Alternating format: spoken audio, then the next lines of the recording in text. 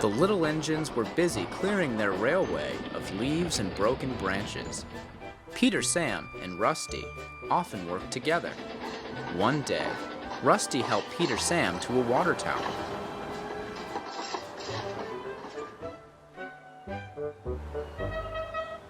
Peter Sam felt much better after his long drink, but the trucks were bored.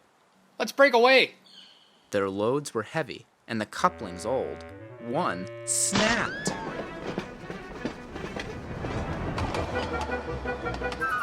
Faster! Faster! A sign read, slow, steep bends and ravine ahead, but the silly trucks never saw it. Then it was too late.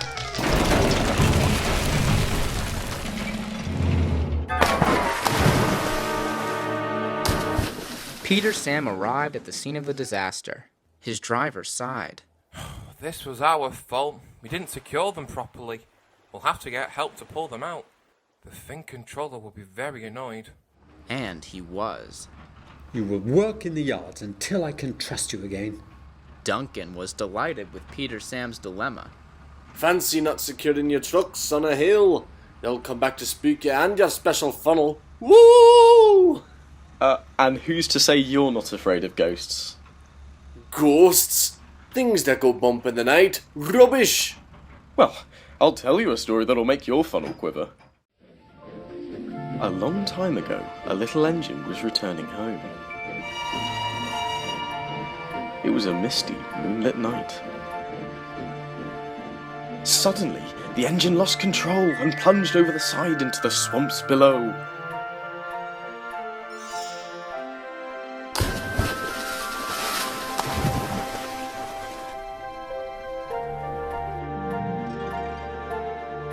He was never found again, but many a workman will tell you that when the moon is full, they can see a little engine trying to get home.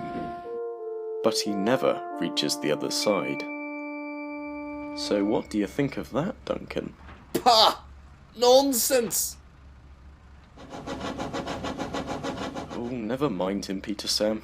He'd be frightened if he really saw a ghost. This gave Peter Sam's driver an idea. Let's play a trick on Duncan. The next day, he spoke to Duncan's driver and fireman, who agreed. We'll do it tonight. Duncan had to bring some trucks to the mines, and then bring slate trucks back. Duncan's driver decided as part of the plan to cross the old iron bridge. Haunted bridge. Rubbish! It's as tame as a pet rabbit. But all the same, he kept thinking about Rusty's story. When dusk fell, he was keen to leave. If you don't go now, Scarloy will take my favourite place in the sheds. We can't go back until we've collected all our trucks first. He could see their plan was working because Duncan was nervous. When night fell, they set off. The moon was full, and the mists were rising on the old iron bridge. Duncan whistled, and the sound echoed everywhere.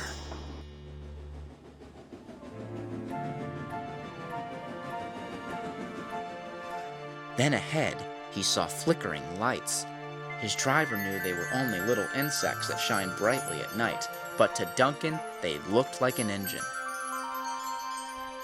Next, his driver secretly dropped a rock from the cab into the ravine below.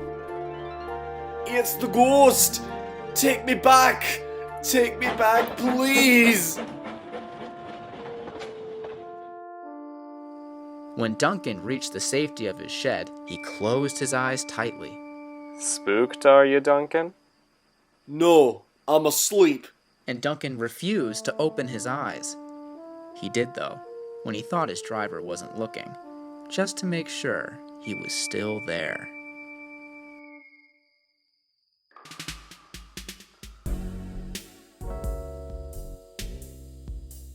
Thomas one's right. Then we got some rusty ones here. Oh, lovely. I love it. You know, I love a bit of rusty sometimes. I don't know why I did that voice, because that's not my rusty voice. I mean, my rusty voice is my normal voice. Maybe I should branch out one day.